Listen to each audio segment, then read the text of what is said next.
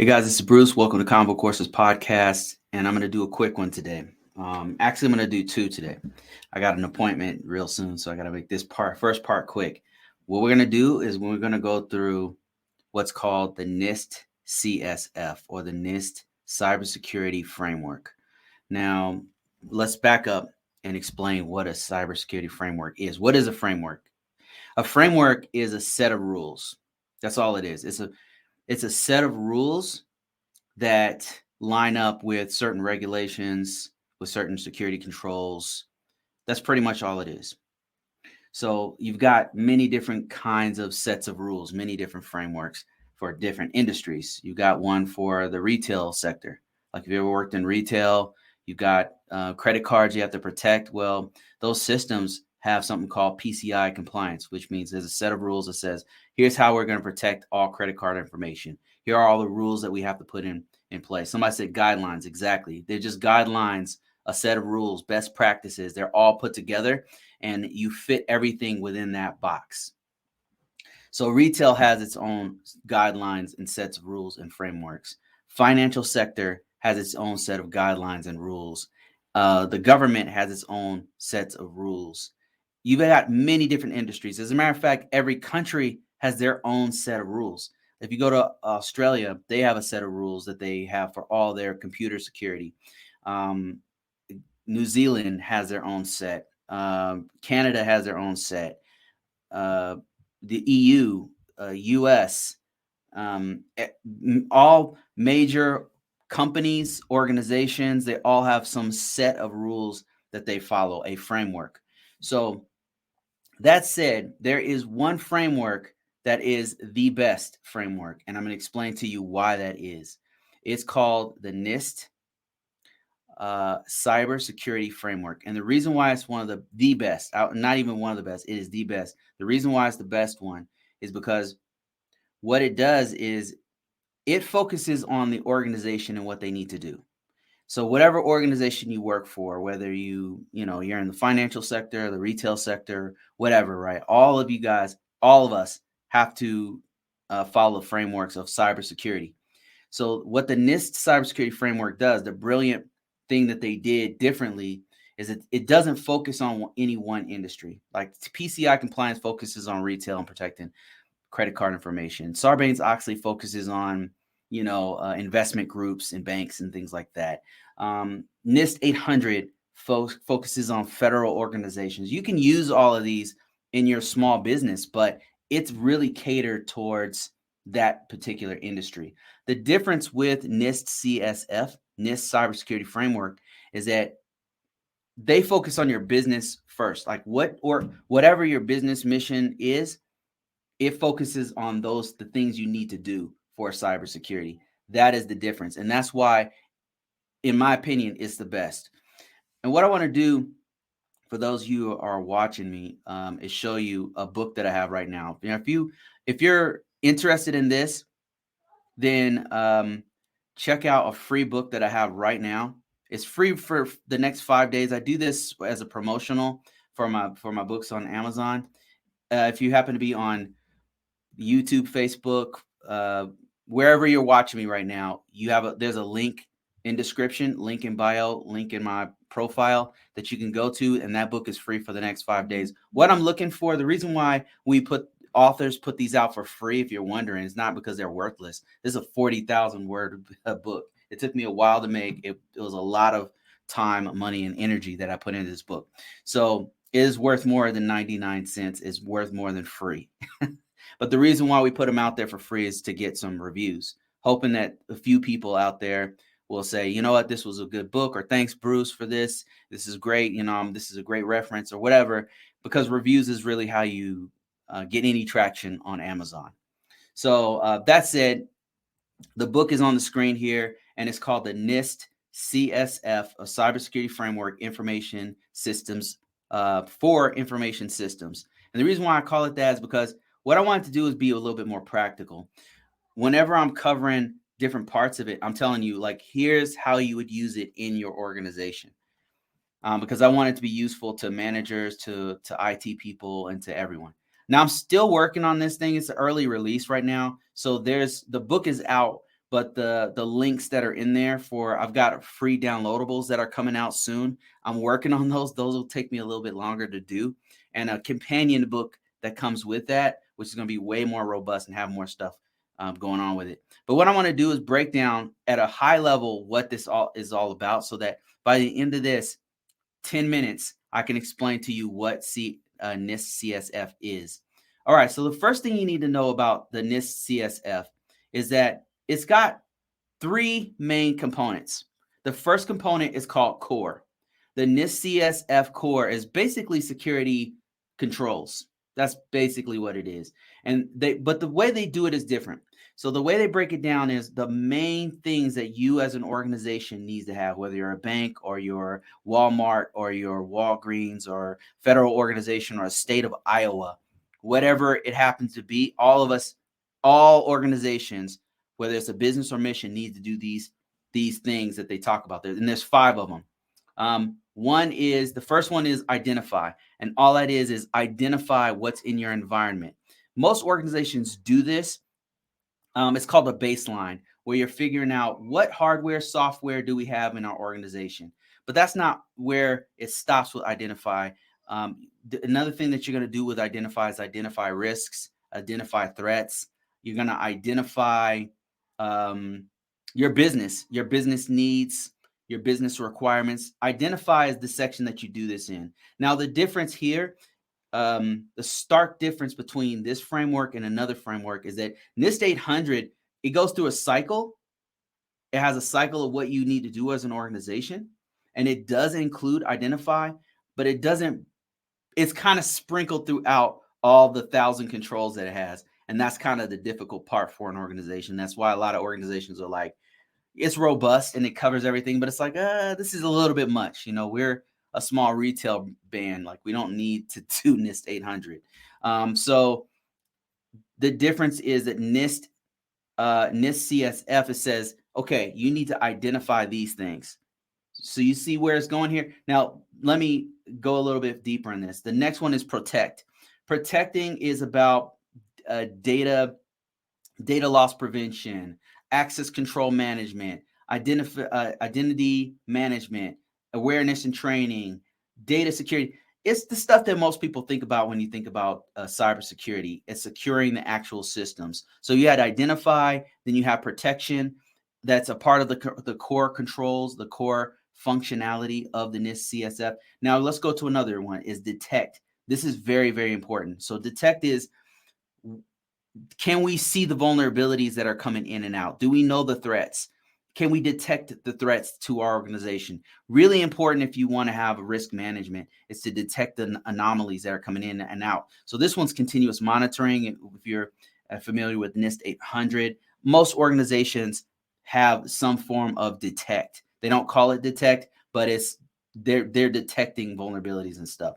Okay, so another one is, it's response. Response is, once you detect an anomaly, once you detect a security incident, what is your response? Incident handling, right? So most organizations do this. If you have a robust cybersecurity framework, if you have a robust cybersecurity program, you're going to have to respond. You're going to have a program that allows you to say, okay, what do we do if we have denial of service attack? What if we do if we find a virus?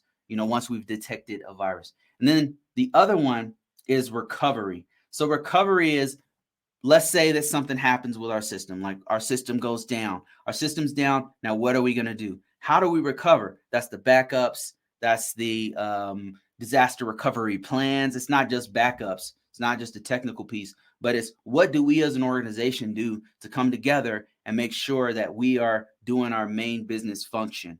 So those are the main things. Those are the main things that you do in what's called the CSF core. Now, another thing that it does really great, CSF has something called profiles. So what profiles does is it allows the organization to say, okay, here's where we want to be. It sets a bar. It sets a standard.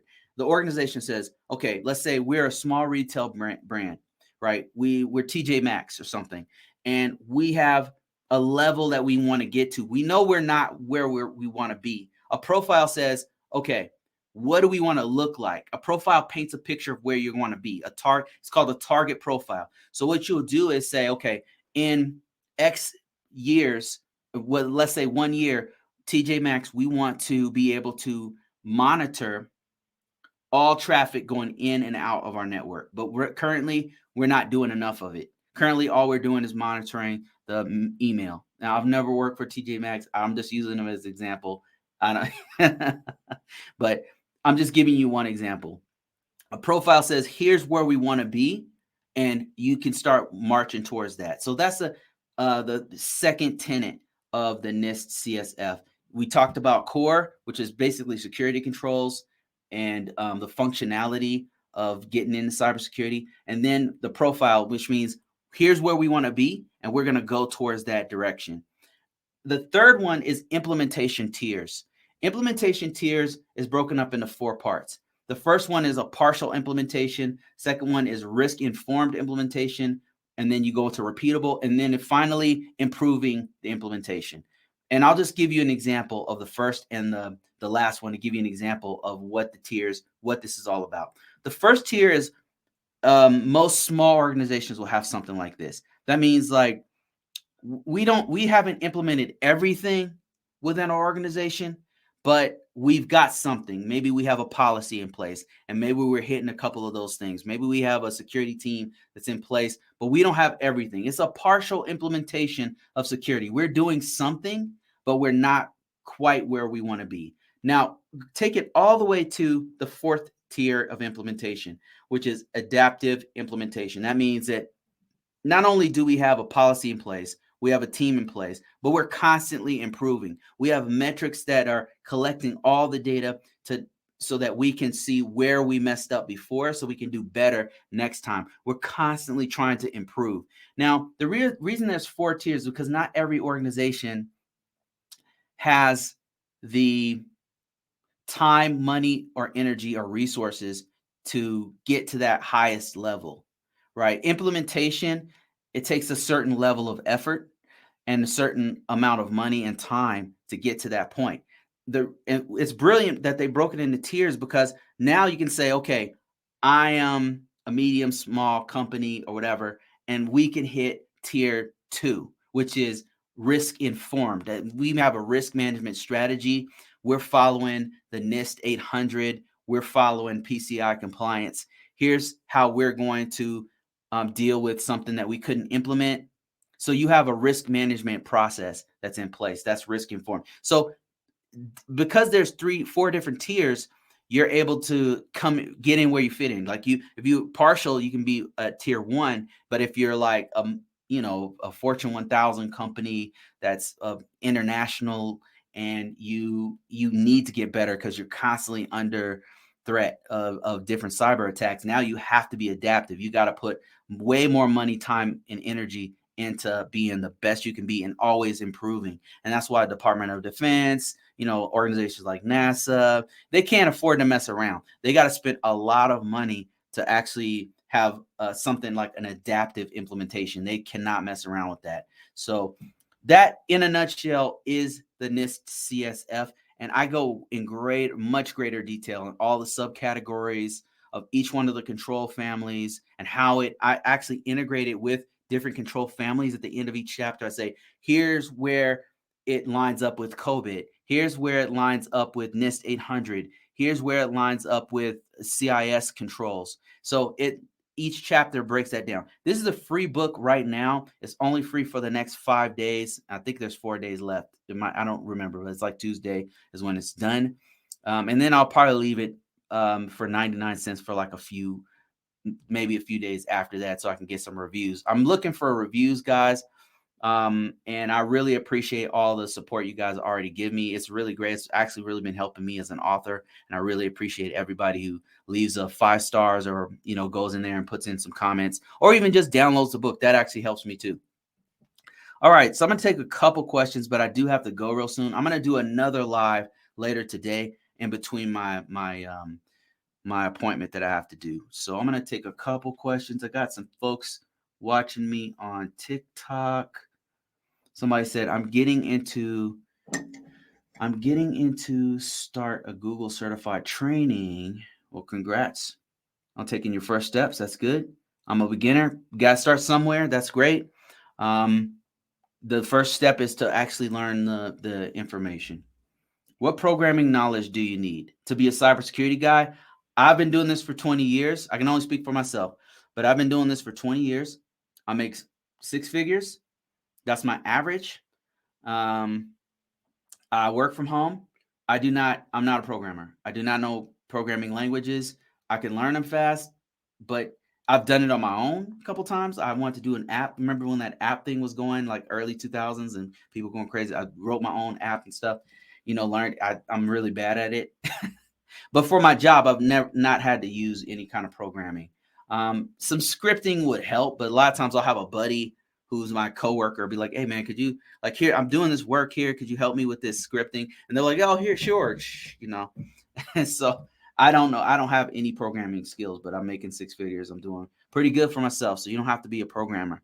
So let me see a couple more questions, and I'll be back, guys. Don't feel bad if I don't get your questions this time. I will be back later today after my appointment. Dave, how you doing, man? Long time no see. He says, any tips for taking the CISSP? I'm taking the Security Plus exam. I took the Security Plus exam last year in October and passed it. So CISSP, I would say take your time if you have the time to do it. Just kind of take your time to do it. I mean, that's what I did. And I'm just going to speak from what I did. I took my time with it, and I did take the Security Plus first, like you did, because I was trying to prepare myself for it. I was super nervous about it. There's just so you know, there's like 4 or 5 different variations of the test, at least when I took it. So you might get one test where they switch up the questions, and then they have one that's focused on more technical, one that focuses on more management. They got like a pool of like 6,000 possible questions they can ask you. So what I did was I took the official guide for CISSP. You don't have to take the official guide. You could just go to Amazon or Barnes and Noble and then just buy any book. But I've got the physical copy. I went through, read the whole thing, and what I did was I highlighted all the main parts, and then I transcribed those main parts to a notepad, and then I studied my notepad for like a month or so. And then what I did, once I was gone through my whole notepad and had all the key parts of the CISSP's domains, and I pretty much knew it, right? My weakest parts, I focused more on those. It was brutal. I hated it. I hated every second of it.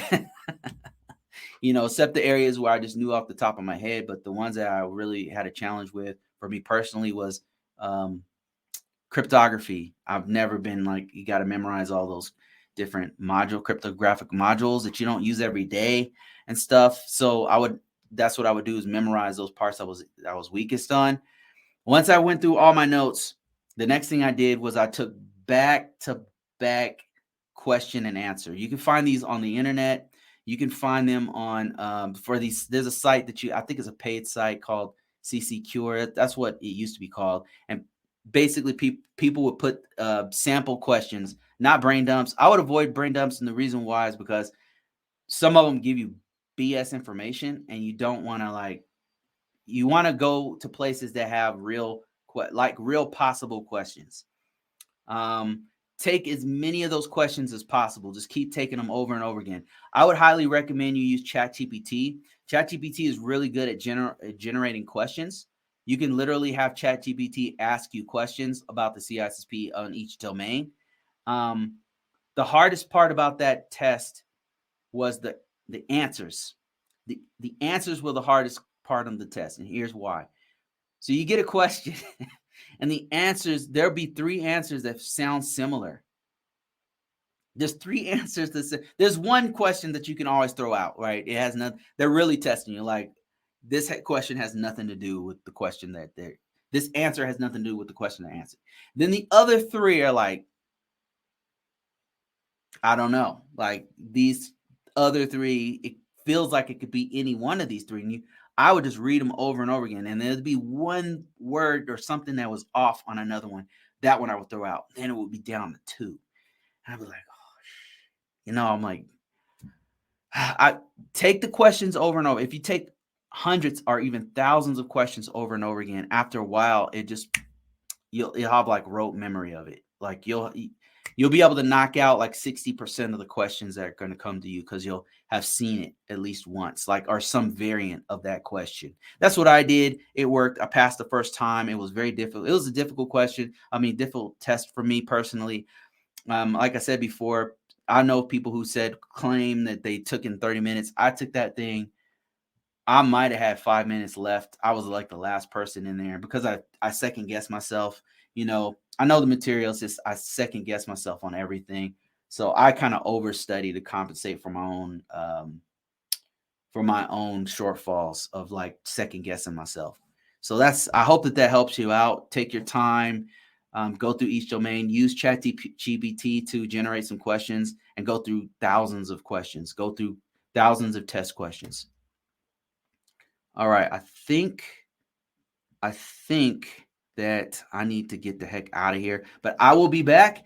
And somebody asked about where to get this book. If you guys are interested in the stuff that I talked about in the very beginning of this, I got a 40,000 word book it's like a reference guide for the NIST CSF. You see how I teach, you see how I talk. It's very plain English. Like I'm not using a bunch of inside baseball words, right? I'm explaining to you like for practical use so that you can actually use this at your job or at your organization or at your business.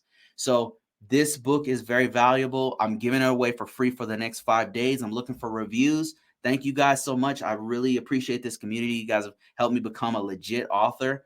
And without you, there's no way I could do it. Like I can't say the same about many people I know personally, but you guys who've been watching me, who've been like buying my book, downloading my book, following me, you guys made me a legit author. So I appreciate it. I will be back later on today. I've got an appointment, but stay tuned. I don't even know how do I get off this thing. All right. I'll see you guys in a minute. I'll probably be back in 2-3 hours. Sometime today.